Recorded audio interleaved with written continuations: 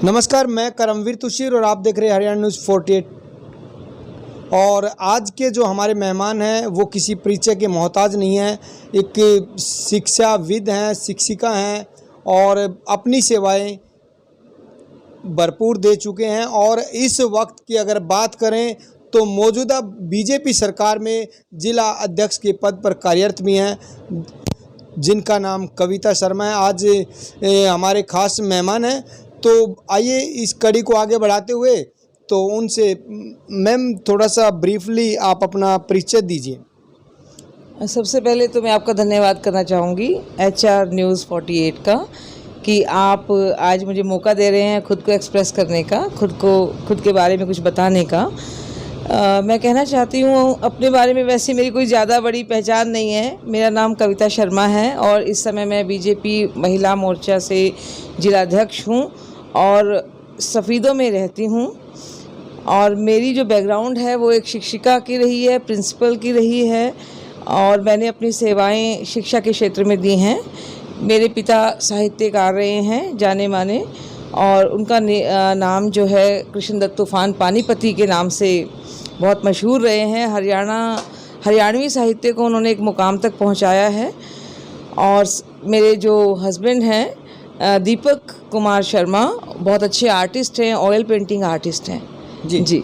और उस तरह की हमने पेंटिंग देखी आपकी। अब अगर बात की जाए तो जो आप राजनीति में आने का आपका मन कब हुआ, किससे प्रेरित होकर आप राजनीति की तरफ आए, और जो आपने महिला विंग की एक फौज तैयार की उसके बारे में थोड़ा सा प्रकाश डालें। जी, ये हमारी जो बीजेपी पार्टी है, इसे अगर हम ये कहें कि एक संगठन के अंतर्गत काम करती है। हमारा जो मेन उद्देश्य है सेवा ही संगठन।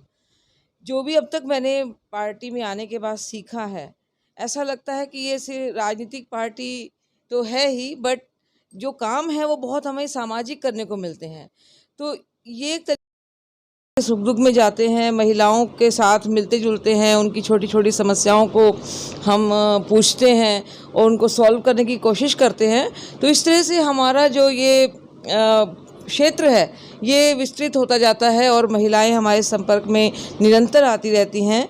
और इस समय भी मैं कहना चाहूँगी कि मैंने जहाँ भी मेरे संपर्क हैं, जहाँ भी, वहाँ महिलाएं बेझिझक मेरे पास आती हैं और वो अपनी छोटी छोटी बातें भी लेके आती हैं। अपनी जैसे कोई योजनाएं हैं सरकार की, उसके बारे में कुछ जानना चाहती हैं, कोई उनकी पारिवारिक प्रॉब्लम्स हैं। क्योंकि मैं जैसे शिक्षा से जुड़ी हूँ, आपको पता है, स्कूल में चलाती हूँ और वहाँ भी जैसे हम बैठते हैं तो सामाजिक कार्य ही चलते रहते हैं। मैडम, तो अगर बात की जाए राजनीति आपने सफ़र तय किया और जिला अध्यक्ष के पद तक आप पहुँचे, तो क्या देखते हैं, क्या कठिनाइयाँ लगती हैं आपको? राजनीति जो सफ़र है, आज प्रतिस्पर्धा का दौर है, बहुत सारे टकराव देखने को मिलते हैं, कहीं जातिगत विश्लेषण देखने को मिलता है।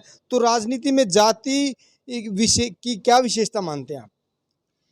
देखिए, जाति को तो मैं एक मनुष्य की पहचान मानती हूँ कि हाँ, एक जाति विशेष में हमने जन्म लिया है, वो हमारी पहचान है और उसमें हमें गर्व महसूस होना चाहिए।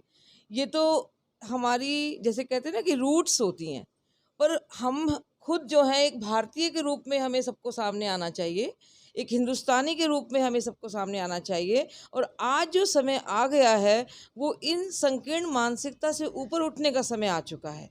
उसमें सबका साथ, सबका विकास, जैसे को आपको पता ही है, हमारे माननीय मुख्यमंत्री मनोहर लाल खट्टर जी ने जो नारा दिया है, हरियाणा एक, हरियाणवी एक, सबका साथ, सबका विकास, और अब एक और बात उसमें आई है, सबका विश्वास। तो यही हमारा मुद्दा है। हम आगे इसी के बल पे बढ़ रहे हैं कि हम छोटी छोटी संकीर्ण मानसिकता से ऊपर उठेंगे और 36 बिरादरी को साथ लेके चलेंगे।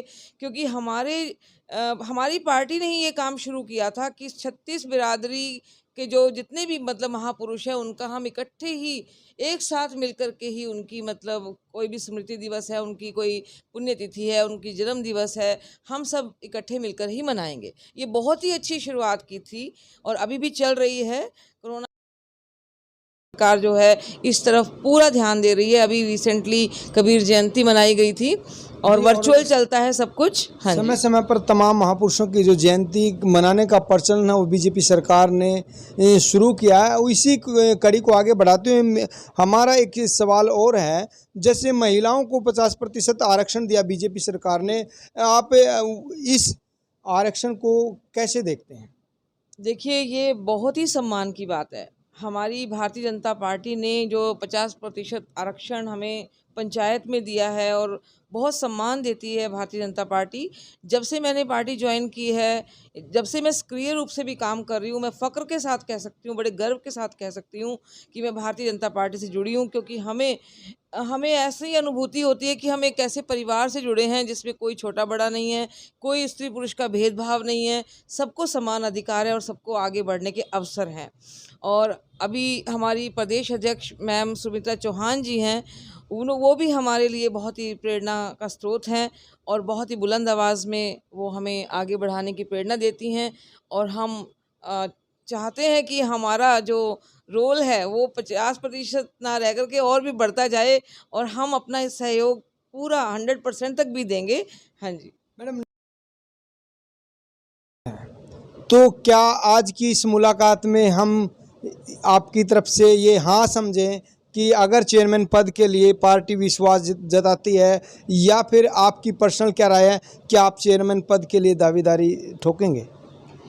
देखिए, ये बहुत अच्छा हमें सम्मान मिला है। नगर पालिका के लिए महिला उम्मीदवार के लिए सीट आरक्षित की गई है, तो मैं ज़रूर इस चीज़ के लिए आगे बढ़ना चाहूँगी, क्योंकि मैं ये चाहती हूँ संगठन के आदेश होंगे जैसे, क्योंकि आपको पता है हम संगठन के अनुसार चलते हैं। भारतीय जनता पार्टी अगर मुझे उम्मीदवार बनाती है तो मैं वायदा करती हूँ कि जो ये हमें पोस्ट मिलेगी इसके साथ मैं पूर्ण न्याय करूँगी और मैं बहुत अच्छा काम करके दिखाने का पूरा मैं सभी को वादा करती हूँ। और सफ़ीदों की जनता का विश्वास जीतना चाहूँगी कि अगर आप मुझ में विश्वास दिखाते हैं तो आप देखिएगा कि सफ़ीदों की जनता का विश्वास मेरे लिए सबसे बहुत अमूल्य होगा और मैं उसकी कद्र करना जानती हूँ।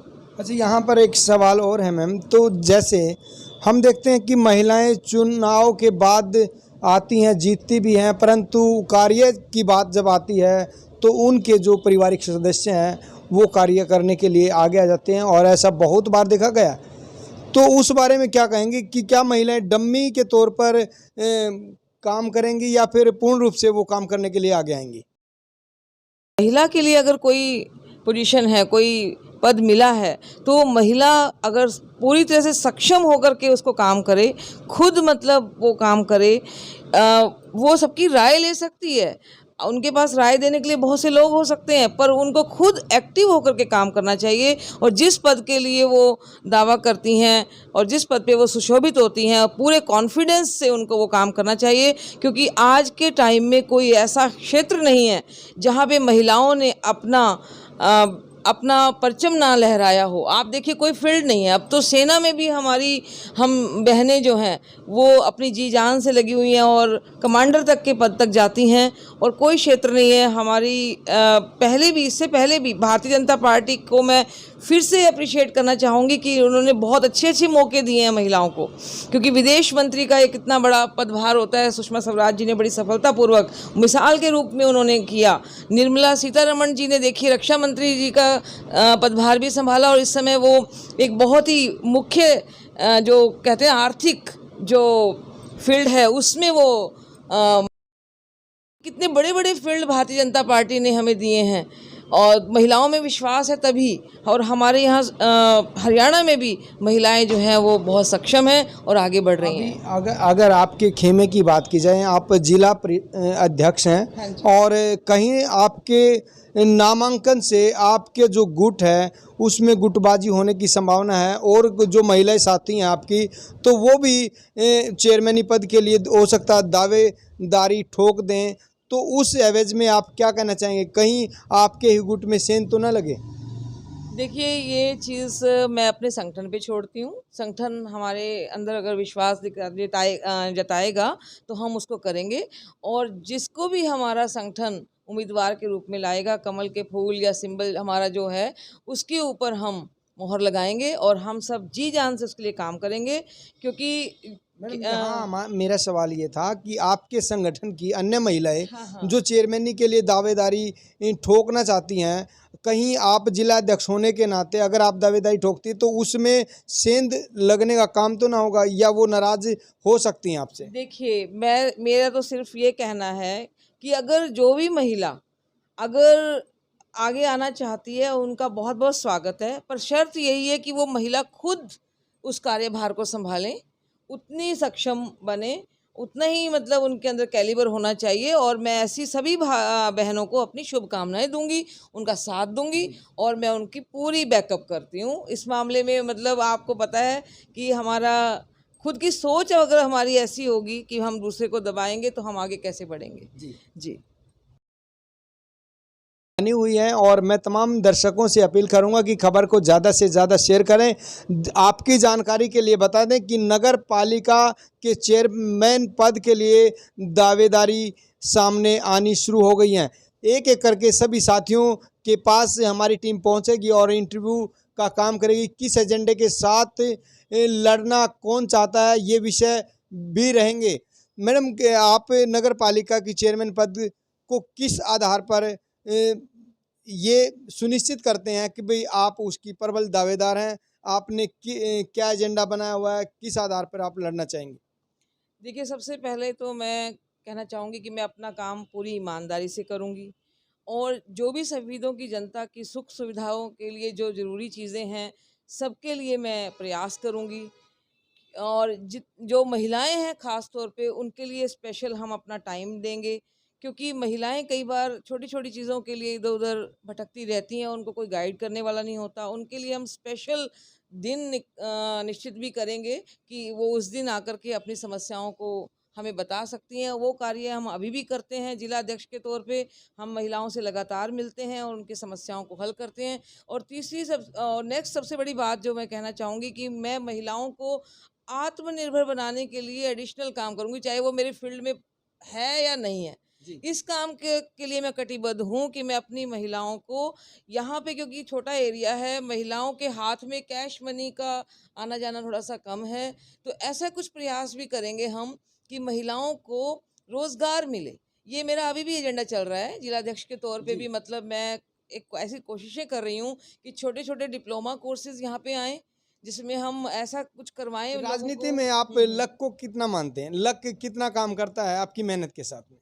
देखिए, किस्मत को मैं मानती हूँ पर पुरुषार्थ में विश्वास करती हूँ।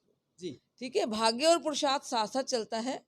आपके अंदर अगर भाग्य ही है और पुरुषार्थ नहीं है तो सिर्फ भाग्य के सहारे नहीं तो बैठेंगे। आप ये कह हाँ, सकते हाँ। हैं किस्मत और पुरुषार्थ दोनों एक सिक्के जी, के जी, जी, पहलू हैं। बिल्कुल। और कविता शर्मा का ये कहना है। साथियों, आपका क्या कहना है कमेंट करके ज़रूर बताएं और बने रहें हमारे साथ। देखते रहे हरियाणा न्यूज़ 48। जय हिंद, जय भारत।